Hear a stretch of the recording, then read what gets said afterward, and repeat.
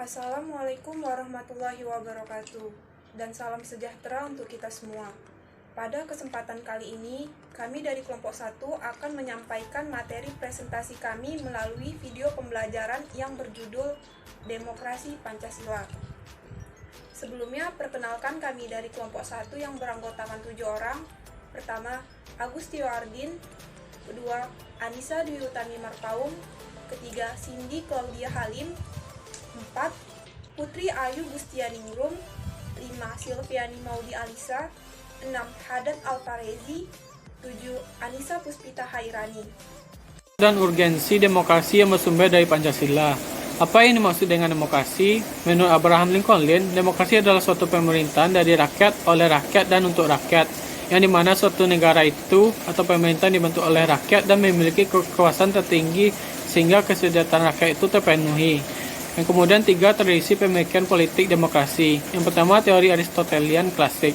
Teori ini menjelaskan tentang dari suatu pemerintahan itu dikelola dan diatur oleh rakyat yang memiliki kedudukan serta telah memenuhi kesehatan sebagai warga negara. Yang kedua, teori abad pertengahan. Teori ini berdasarkan kepada hukum Romawi dan kedaulatan rakyat. Yang ketiga, doktrin kontemporer. Doktrin ini menjelaskan bahwa bentuk dari pemerintahan itu sendiri yang sebenarnya. Yang ketiga, pemikiran tentang demokrasi Indonesia. Di Indonesia memiliki suatu sistem pemerintahan yang berdasarkan pada demokrasi Pancasila. Demokrasi ini memiliki berbagai tafsiran serta pendapat tentang sifat dan karakteristik demokrasi tersebut. Yang terakhir, pentingnya demokrasi sebagai sistem politik kewarganegaraan modern. Dalam suatu negara, demokrasi itu berperan penting terhadap tatanan sosial dan terlebih bagi kesejahteraan rakyat. Alasan perlunya demokrasi yang bersumber dari Pancasila. Menurut saya, perlunya demokrasi yang bersumber dari Pancasila itu dikarenakan Pancasila merupakan dasar dari negara kita, negara Indonesia. Demokrasi yang bersumber dari Pancasila berarti sistem demokrasi yang dilandaskan oleh nilai-nilai yang terkandung pada Pancasila, seperti nilai ketuhanan, kemanusiaan, persatuan, kerakyatan, dan keadilan. Untuk menjalankan kehidupan dalam bernegara dan berbangsa. Maka dari itu, demokrasi Indonesia haruslah bersumber dari Pancasila. Nilai-nilai demokrasi yang terkandung pada sila Pancasila. 1. Prinsip ketuhanan dan musyawarah. 2. Kedaulatan rakyat. 3. Republik atau negara untuk kepentingan umum. 4. Negara berlandaskan hukum. 5.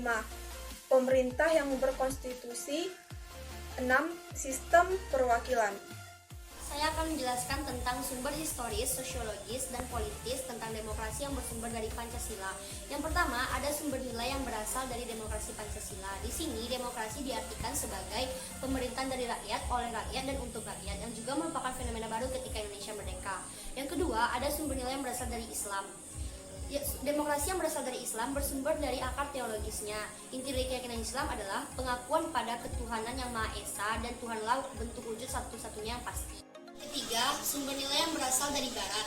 Pusat pertumbuhan demokrasi terpenting di Yunani adalah kota Athena. Kehadiran kolonialisme Eropa membawa dua sisi peradaban Barat. Yang pertama, sisi represi imperialisme kapitalisme, dan yang kedua, sisi humanisme demokratis. Yang terakhir, perkembangan sejarah demokrasi Indonesia sampai masa Orde Baru dibagi menjadi 4 masa. Yang pertama, tahun 1945 sampai 59, masa demokrasi konstitusional. Yang kedua, 59 sampai 65, masa demokrasi terpimpin. Yang ketiga, 65 sampai 98, masa demokrasi Pancasila. Dan sekarang masa reformasi dari 1998 sampai saat ini. Baiklah, saya akan menjelaskan materi membangun argumen tentang dinamika dan tantangan demokrasi yang bersumber dari Pancasila. Seperti yang telah kita ketahui, bangsa Indonesia telah mengalami dinamika atau perubahan terhadap sistem tata negaranya seiring dengan berubahnya konstitusi yang berlaku di Indonesia, yang dimulai dari UUD 1945, kemudian berganti menjadi Konstitusi RIS pada tahun 1949, dan berganti lagi menjadi UUDS pada tahun 1950, dan balik lagi ke UUD 1945. Yang artinya bangsa Indonesia telah mampu mengamandemen undang-undangnya sebanyak 4 kali. Adapun bentuk demokrasi Indonesia pada saat ini dapat kita lihat dari fungsi dan peranan lembaga-lembaga perwakilan masyarakat, yaitu MPR, DPR, dan DPD. Lembaga ini juga mengalami amandemen. Melalui amandemen atau perubahan-perubahan ini diharapkan dapat mampu memberikan kemaslahatan bagi sistem ketatanegaraan Indonesia ke depannya. Baiklah, di sini saya akan menjelaskan tentang demokrasi Pancasila. Demokrasi Pancasila adalah sebuah paham demokrasi yang dianut oleh bangsa Indonesia di masa lalu. Untuk konsepnya, pemahaman demokrasi Pancasila tentu saja berasal dari filsafat bangsa Indonesia, yaitu Pancasila.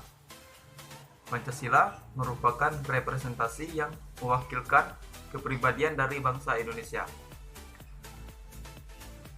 Dari penjelasan yang tadi, demokrasi Pancasila memiliki bagian-bagiannya seperti prinsip demokrasi Pancasila, ciri-ciri demokrasi Pancasila, asas-asas demokrasi Pancasila, dan tujuan-tujuan dari demokrasi Pancasila. Dari bagian-bagian tersebut memiliki penjelasannya lebih lanjut. Adalah suatu kegiatan atau tindakan yang dilakukan oleh seseorang atau kelompok untuk kepentingan umum. Adapun contoh dari praktek kewarganegaraan, perilaku, dampak dan solusinya sebagai berikut. Yang pertama, persatuan dan kesatuan. Perilakunya yaitu memilih dan menghormati teman yang beda suku dan agama. Dampaknya yaitu menjalin persatuan dan kesatuan yang kuat. Solusinya memperkuat hubungan persatuan dan kesatuan dari pentas seni dari bermacam-macam suku bangsa di kampung. Yang kedua yaitu toleransi. Perilakunya tidak memilih-milih dalam berteman. Dampaknya menjalin banyak teman. Solusinya memperkuat pertemanan di kampung sekitar ataupun lingkungan sekitar. Yang ketiga yaitu gotong royong. Perilakunya itu kerja bakti di kampung. Dampaknya kampung menjadi bersih dan terawat. Solusinya kerja bakti dilakukan 1 kali dalam sebulan. Yang keempat, menolong sesama. Perilakunya itu menolong sesama yang memerlukan bantuan.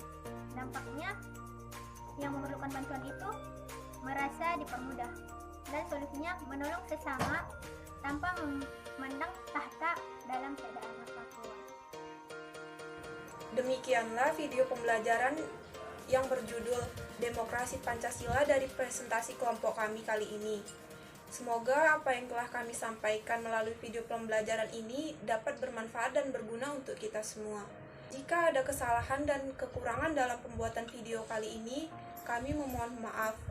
Akhirul kalam, kami dari kelompok 1 mengucapkan wassalamualaikum warahmatullahi wabarakatuh dan terima kasih.